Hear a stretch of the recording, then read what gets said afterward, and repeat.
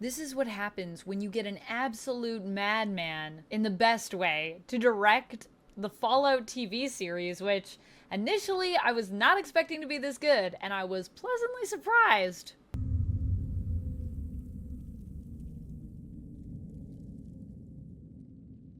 Well, friends, it's the end of the world, but I'm kind of happy about it because we have the Fallout TV series. And I gotta say, wow, weewa.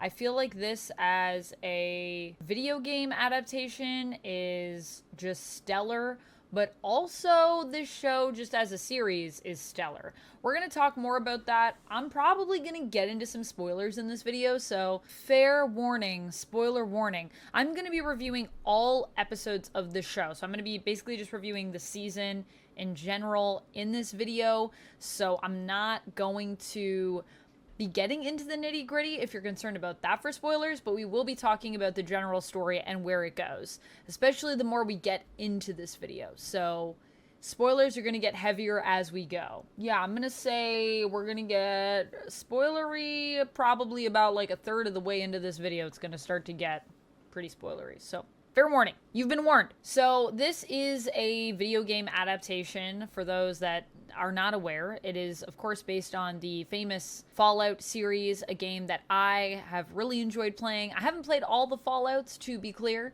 but every Fallout that I have played, I've really loved, and I've played some of them multiple times. So I am a big fan of the especially open world RPG feels that we get in this. And that was initially, I think, what I was scared about, because I was just like, how do you take an RPG vibe and adapt it well into a show? Trying to do something new, which I like. It's not just retelling a previous story, but it is taking inspiration from other stories that we've had in the world. It not only has a ton of Easter eggs and references, it's just like all of those elements that make up the world are also fully ingrained into it, so you don't feel like even the Easter eggs and details that they use are being like flaunted in your face. Like they're like, hello, this is did you know this game Fallout, look, we got Blamco mac and cheese. It's more just a lot of these elements are part of the world and are just world building. It's just there, and you're like, well, that's there, and then we just move on. And I love that. I love that they don't linger too much on those things. Honestly, the cool thing is that when it comes to this, and I would say Dungeons and Dragons, even just the beats of the story really feel like the game. Like it really feels like Fallout in the story beats and the way they play out. There are moments where you just genuinely feel like you are in the game. Like there are characters that have to make these tough choices sometimes, and it's like I'm like, I don't even know which way I'd go with this when I'm watching the character interact in the story in the show. And then there's also consequences as well with like every choice that you make, which very much feels like Fallout, where sometimes you think you're making the right call and then there's some unexpected decision and you're like, oh, wait a minute, I never really thought about how that could go bad. And that went pretty bad, didn't it? Maybe I should have done the other thing. But sometimes there's just no good choices because Fallout is a harsh world. And yeah, kind of love that. Even the action in this story ultimately reflects the vibe of the game as well. Just in the pacing of the fights, the way the fights play out, it feels like Fallout. It takes a bunch from the games and just builds something new that still extends and exists within the canon. And I think some people are maybe going to be more bothered by that are like really deep into the lore. I've actually already heard that there are some people that like really don't like this because of that. Now, I'm not like the lore master of Fallout per se. I do love to read everything in games. If you watch me play any RPGs on my live tab here on YouTube or on Twitch, you know what I'm talking about. I love to read everything. So I do love the lore. I'm just not like, I don't have notes on the lore, and I haven't like read the comics or anything like that. Apparently there are also Fallout comics, which are also part of the canon, so how cool is that? Now I want to read them now that I know about them. But yeah, so I think it's cool that it's doing its own thing, but I think some people are going to maybe not like that for how it fits into the canon that they have their pages of notes on, which honestly, fair. I respect the people that love the lore and that are the lore masters. Now, one thing that I did feel I kind of wanted from this show that we didn't get was I kind of thought it was going to be weekly, and then we just got it all at once. I actually would have loved more time to digest this show. I just think there's so much that happens, especially in that first episode.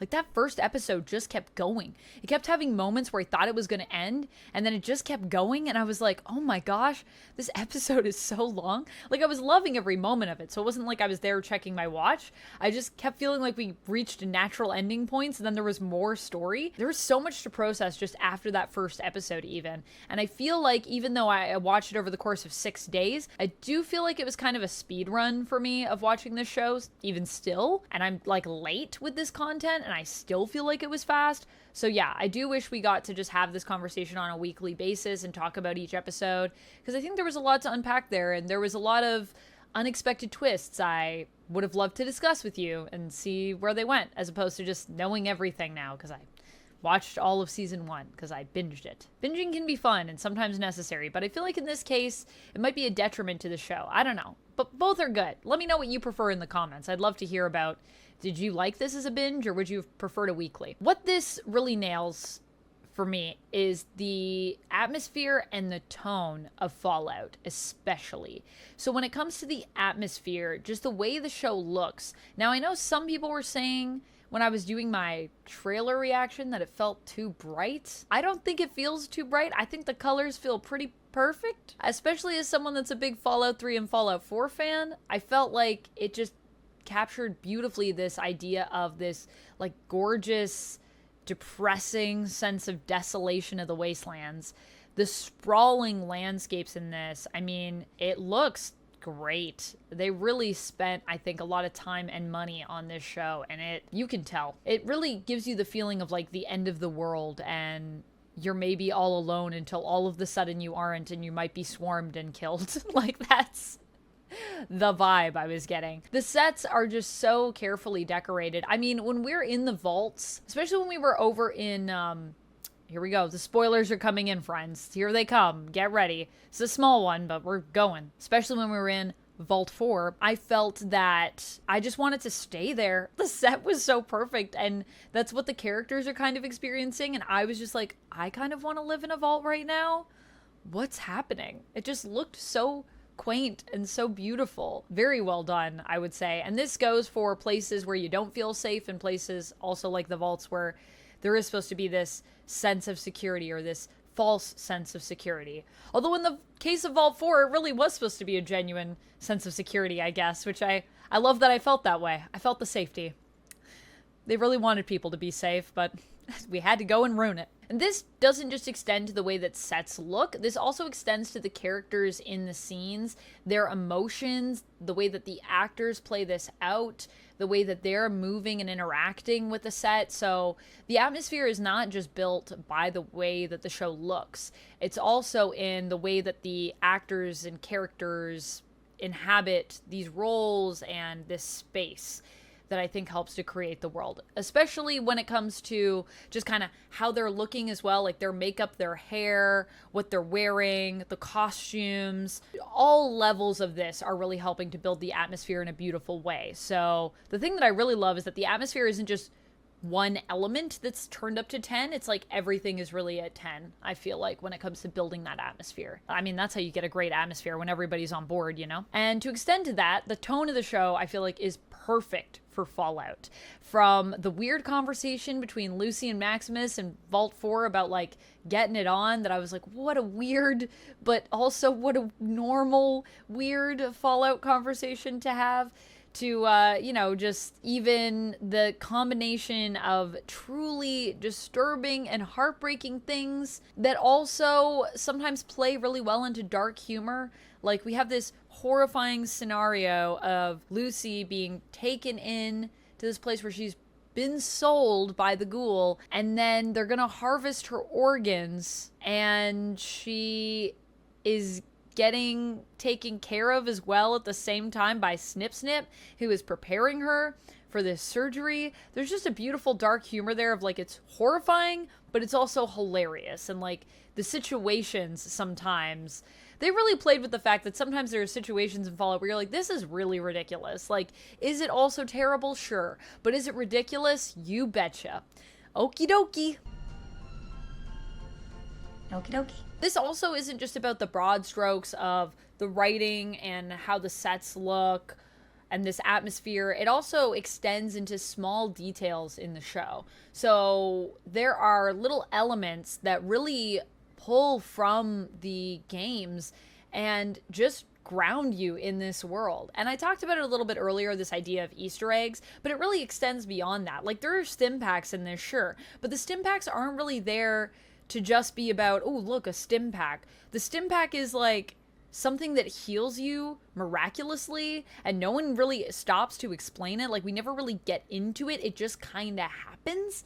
And I love that it just kind of happens because it plays beautifully into the tone of the show of just like how ridiculous and yet devastating this world is. Like, yeah, of course you need a stim pack that's gonna fix you because you're so messed up. The idea of how the Pip-Boys are used, like you're tracking stuff, it's like your map, but at the same time it blends beautifully into the story. The thumbs up and how that's utilized at the beginning of the story, and the meaning we get for that, which extends beyond just the Pip-Boy giving us, you know, our thumbs up and what that represents in the world. There's just so many things that are alluded to, but that are so beautifully integrated, and then when they're not even lingered on, they just exist to shape the world. They really did use these Easter eggs in a great way. The idea of war never changes being something that is said at the beginning of Fallout in the games, and yet is something that comes up in the show organically through the writing and through where we're taken on the journey of the story. Even just the way people move in this story. We make jokes about people being over encumbered with the squires for the Brotherhood of Steel. There's elements where, like in Vault 4, Lucy is sneaking and then she squeaks, and it's the idea of like, you're in too close range while you're sneaking, you're gonna get hurt because your sneak stat isn't high enough. And even she's crouching like she'd be sneaking. It's just like, oh, even the chicken collector, man, that guy is so messed up. But the way that he runs in the game, it just feels like you're in a video game world, but not in a way that takes you out of the story, if that makes sense. It's like perfectly melded with it. So let's talk about what melds these things so beautifully. I think one of the things that really sells a lot of this is obviously our characters and our acting. The thing about the characters in this story is that they are so just perfect in the sense that they are complicated and mysterious, and there's things about them that we don't know, and there are often times where I'm trying to figure out what they're thinking. I can see the wheels turning, but I don't know which way they're gonna go. And I love how this story always keeps me on my toes, even when it comes to these characters and the actors' performances. I think my favorite character in the show, I think a lot of people are going to think this is weird, but I think my favorite character is Norm. I really loved him, and I really loved his journey and his evolution. He also seems to be a character that is like how I would play in the game, which is he loves reading everything. This is a guy that will look at every terminal and read every log, and that is so me when I play Fallout. I just felt so seen watching Norm. He's a person that clearly likes to go more of a diplomatic route than necessarily fight, and he also likes to hide and sneak, and I am also that. So I am Norm, and I love Norm, and I just think he's great. The actor that played Norm, though, I just realized that he's in Hannah Montana. That's where I've seen him before. He looked so familiar to me. Anyways, he's fantastic, and I just love his character. I just feel like he was great. But the thing in this is that I love so many characters. I couldn't even pick my top 3 because it's actually like a top 15, and it extends to not just the characters that are the major characters. I think a lot of people are not big fans of Maximus in this show, but I really liked Maximus. I thought he was one of the most complex characters that we had. I understand that he's not super likable, but I still kind of root for him. I don't know. You know me, I kind of love a villain, and I feel like at times he has villain vibes, but I think mostly he's just misunderstood. Like, he just wants to be a good guy. He just doesn't really know how, but he wants to. He wants to be good. I loved Dane in this, Maximus's pal, who I thought was just, fantastic. Even the part where, Dane has the razor in their boot, I was like, it was just sold so well. A lot of the pain in this show is sold very well in terms of the acting. I just love how none of these characters are as simple as they seem. They are all complex. They all have secrets, and everyone really just gives their all in their performance. It's really awesome to watch these characters evolve and learn things about the world around them, because you really feel like you are on the journey with them. Like how you are in a video game where you're playing as a character, you know? I really do feel like we're on Lucy's journey, and all three of these main characters' journeys, really, in a way, as we learn more about them and more about ourselves through them. And I really hope something that we get in season 2 is I hope that we get to see Lucy and Norm come back together, because I feel like both of those characters have had such an evolution throughout this season, and I really just want to see, like, as brother and sister, when they come back together, like, what will their dynamic be like, and how will they have each changed so much in terms of, like, who they are as people as they get to know each other again. I think it's going to be really cool. I hope they both make it. The way that this show evolves and the story is told is also, I think, really great. I never really knew where it was going to go, and I like that it does its own story. There's suspense here even from the beginning, and even though I felt like I had a sense for what was going to happen, even when there were moments that I saw from the trailer and I said, oh, like, I kind of know how this plays down, or I've seen this scene, I didn't really know a lot of the circumstances surrounding stuff, and that kept me on my toes. And then the show often went in directions that I wasn't expecting it to go on. I wasn't expecting us to get as much of the vault politics as we got, and I loved it. I loved seeing more inside the vaults and just seeing how they work and talking about the various experiments, and the fact that Vault 31 through 33 are exclusive to the show as well, and that they are part of the canon, I just think is also just so... It's great. I just love how much you can tell that the people that made this show really love Fallout.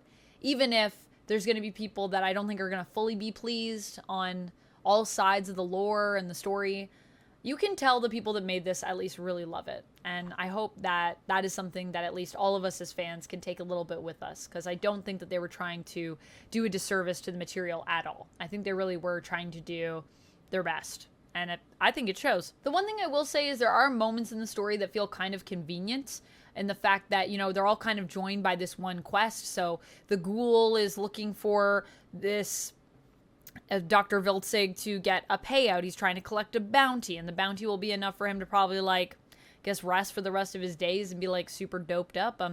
I don't know. I'm not exactly sure. I think what keeps him going is just this idea of maybe he is looking for his family.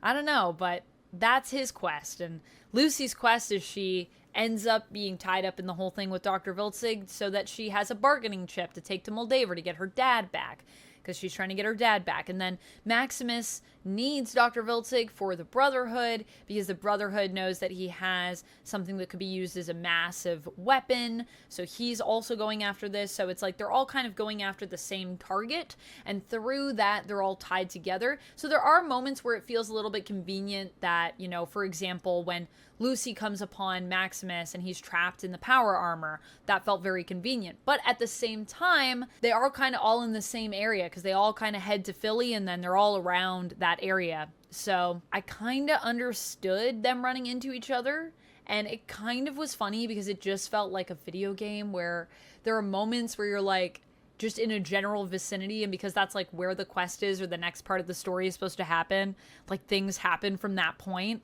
Like, it's almost like you're pulled towards these story points like you would be in a game. So, I don't know. It kind of bothered me, but then I also kind of, like, loved it at the same time. I also love how there is diversity included in this story, but it never feels, like, shoehorned into me. It just felt like there were things that were just there. Like, there's everything with Lucy's mom, Rose, and Moldaver. That's kind of in there. There's Dane, and so there's, like, stuff in there, but it never felt shoehorned into me. I don't know. I just loved it. The action as well in this is super integrated once again to the Fallout series. How cool is that? I just feel like the action, the way it plays out, the pacing, there are moments where it literally feels like VATS, and your VATS come in these sort of slow-mo sequences, and also in the brutality of people like having these shootouts and people's heads popping and all sorts of crazy stuff that I loved. I would say some of the best action moments for me, one of my favorite sequences is actually near the start, and it is the fight between Lucy and her new husband Monty, which goes from like, oh, we're like in this relationship to, oh, something's off, to like, oh, wait a minute, like now we're fighting each other and we're both kind of, we've just slept together. It's bizarre and perfect. And I think a lot of the action scenes that I like the best actually involve Lucy. I really just loved her in the scenes. I thought she did a great job. Her or her stunt double or some combination thereof. Fantastic. Those were my favorite action sequences. And I really like the action sequences that feel like they're a little bit smaller, honestly, that play with those smaller moments, not as much the big ones. They're great too. But I just think that this is very much a story that is about these character moments and the characters' emotions. And so that played out really well in the way that they did the action. And that's why I liked those smaller moments the best. So, yeah, Lucy versus Monty, Lucy versus Snip Snip. Probably, I did really like Maximus versus Thaddeus because there was just a lot of tension in that fight. With Maximus stepping on Thaddeus's foot. Oh, it's just brutal. I love these small, brutal moments that we get in the fights. They're great. The music is also perfect. It's, of course, taken a lot from the Fallout games, and it perfectly matches the tone of the sense of you have these rosy songs that give you almost this sense of nostalgia in the wasteland, but then there are times when it makes the wasteland just feel unsettling because the tone is so, ooh, there's something creepy about it, you know? It's like haunting as well. Not only that, but the sound effects are also spot on. The sound design in general is fantastic, and they also even managed to use the Fallout theme in ways that you might not notice it. They kind of like creep it in here and there, but it blends so perfectly with what's going on. Like just everything from the composing that we have in that music to actual songs from the soundtrack to sound effects. The whole sound design, I think, is pretty great. So where does this leave us? Well, that was Fallout Season 1. Goodness, it was a lot. And we are going to be heading towards Fallout Season 2. I believe this just got renewed for Season 2. So there's a lot of stuff that this also sets up at the end, which I really hope we do get to see explored in Season 2, because there were a lot of questions that I got questions. They aren't answered yet. And so I need a Season 2 so I can know what happens next. So this builds into Season 2 with sort of the ending alluding to New Vegas, and obviously with Mr. House's involvement in Vault Tech. So that's probably going to play into it. I think some people weren't a fan of that. Like, I personally have not played New Vegas.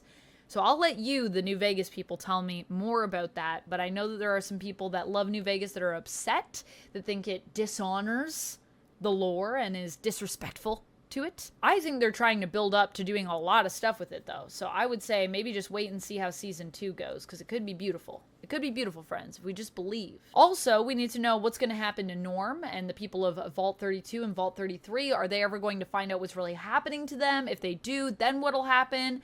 Will they confront anyone, or will they just go about their daily lives? And will Norm get put into stasis? I don't know. I could kind of see it going either way, because I think that could play very well into kind of like a Fallout 4 vibe of a story. Although it might be a little early for that, so yeah, I don't know. Maximus was also recently declared a Knight of the Brotherhood of Steel right at the end of this show.